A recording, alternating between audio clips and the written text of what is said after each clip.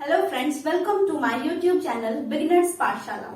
So today I'm going to explain first chapter from the book Flamingo for class 12, the last lesson. So what is the theme of the chapter, the last lesson? Chapter is having various themes, multiple themes are there in the chapter. Chapter के बहुत सारे themes है. So first I'm going to discuss what is the multiple themes of the chapter, the last lesson. First is taking away the right to study or speak their own language.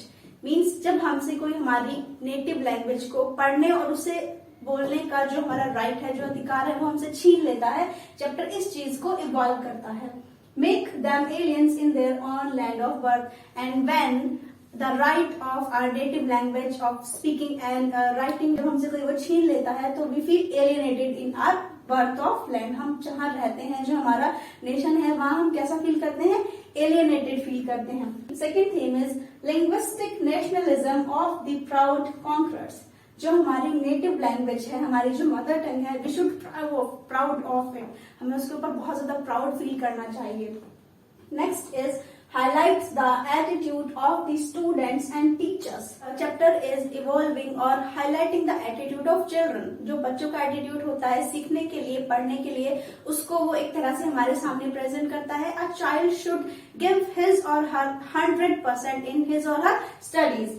And teacher to learning and teaching, and with the children a teacher also should give his or 100% so for teaching his or her students. एक teacher को भी अपना 100% हमेशा देना चाहिए अपने students को पढ़ाने के लिए. Next theme is the pain that is inflicted on the people to our territory.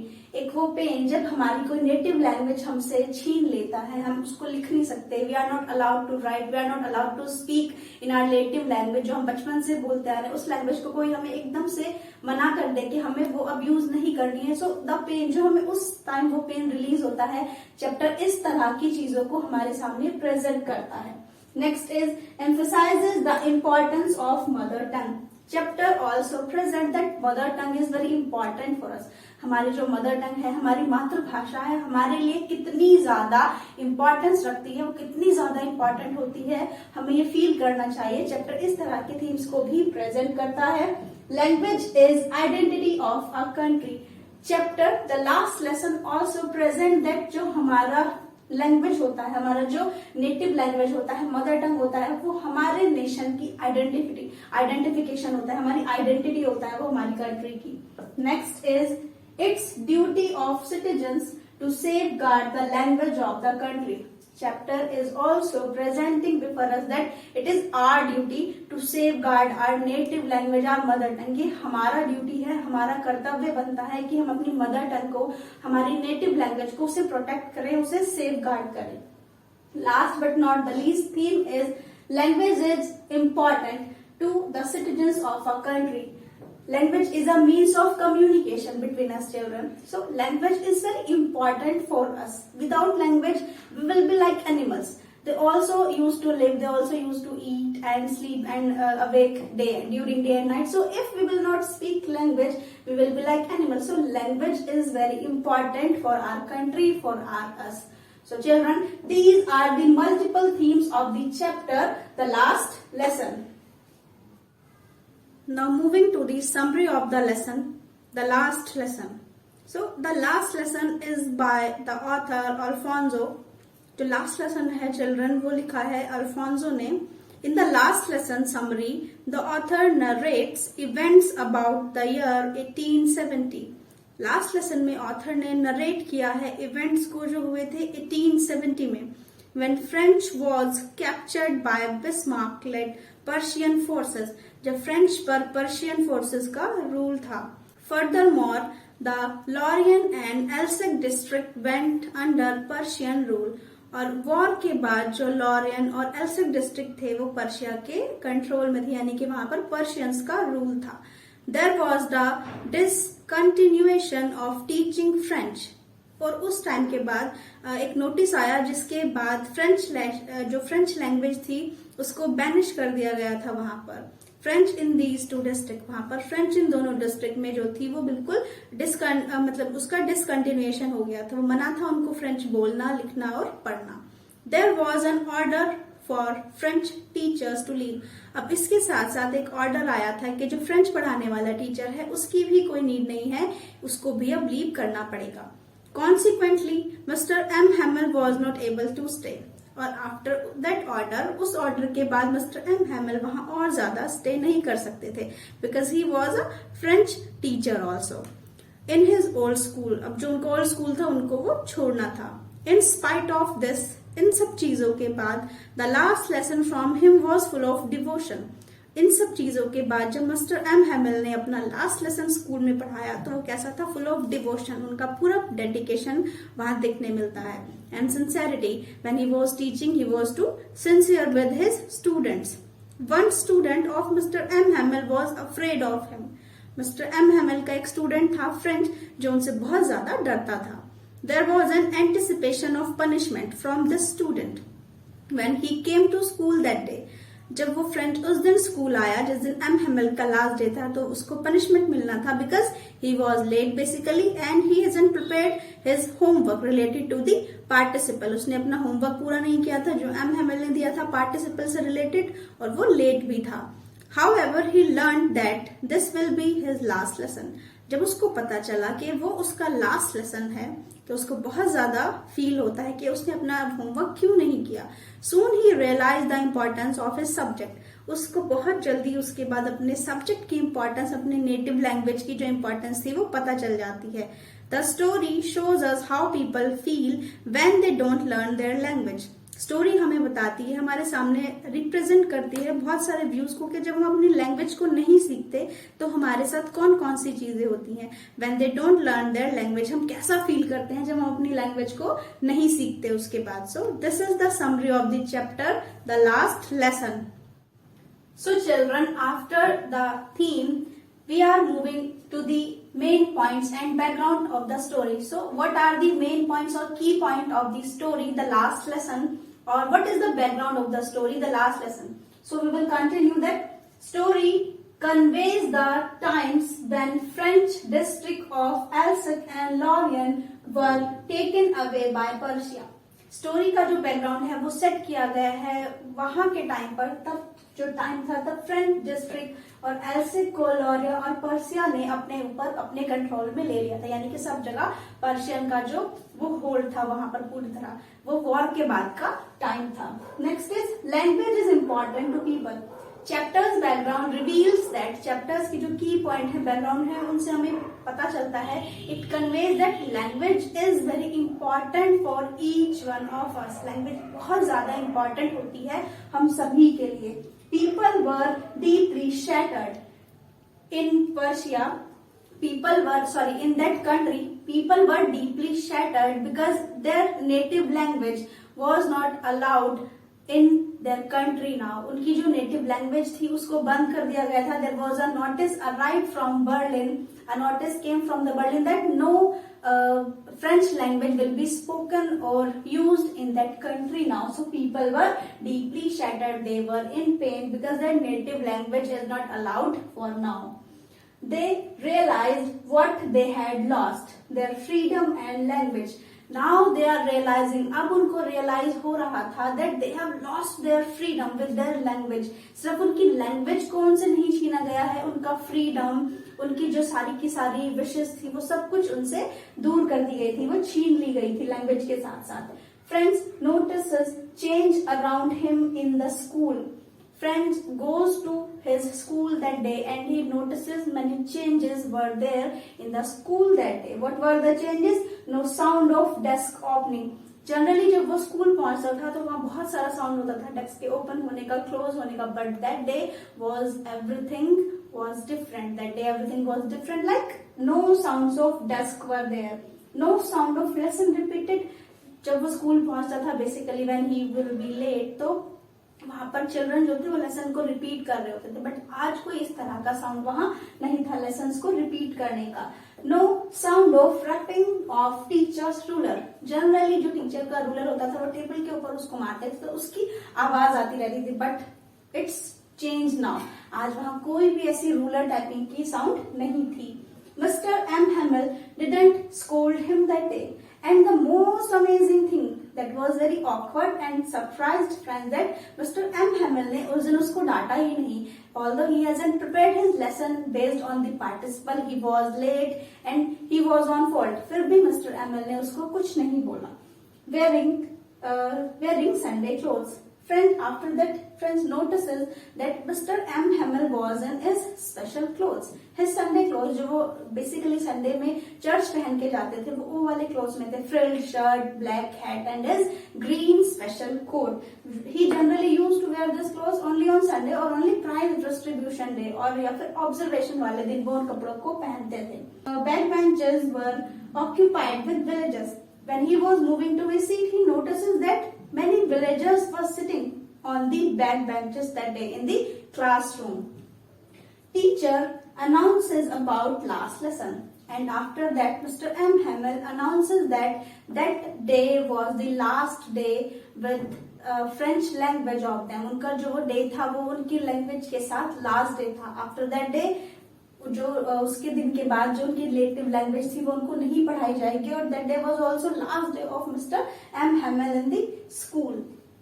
Friends, repented on wasting time. Now when he knows that was the last day with his native language, he was repenting that उसने कभी भी अपनी language को, अपने chapters को seriously नहीं लिया. He was wasting his time all the time. उसने इन सारी चीजों को बहुत लाइटली लिया. Appreciated effort of Mr. M. Hamill.